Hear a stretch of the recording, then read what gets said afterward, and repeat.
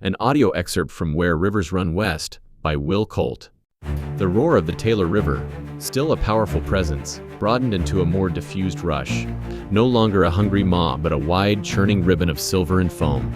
They burst from the canyon's mouth, a trio of battered wagons and lathered horses, into a wider valley. The valley floor, unlike the brutal stone-choked canyon, was carpeted with tall, shimmering grass, dotted with stands of aspen and cottonwood along the meandering river. Rory felt a surge of grim relief, a momentary loosening of the knot in his stomach. This was it, the chance he'd been hoping for. Room to maneuver, to fight on their terms, or to truly outrun their pursuers. He glanced back. The two outlaws who had managed to keep pace, relentless as wolves, were still there, perhaps 50 yards behind, their horses showing signs of the same punishing pace as his own. The other rider tumbled by the river was nowhere to be seen. It was down to these two, and Rory felt a flicker of grim satisfaction. He could handle two. They could pull up and fight. Then he saw the other riders. They emerged from a stand of aspens ahead, 3 figures on horseback, spaced out across the road, effectively blocking their path. They weren't riding or pursuing.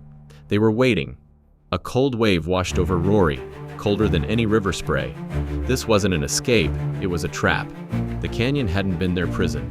It had been a funnel, herding them like cattle towards an executioner. The pursuers behind, those two tenacious shadows, had never been trying to overtake them. They were simply driving them into the waiting guns of their comrades. His gut twisted. Pure, unadulterated fury, cold and sharp, replaced the fear. They had played them. But Rory Fraser, son of Scottish emigrants, had learned a thing or two about being played by the land, by the elements, by desperate men. He wouldn't be caught like this. Not after all they'd endured.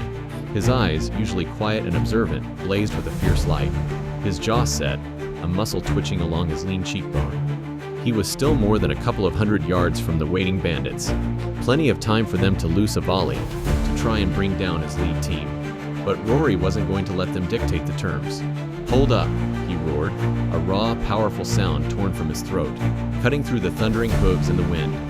He slammed the brake lever down, hauling back on the lines with every ounce of strength in his arms.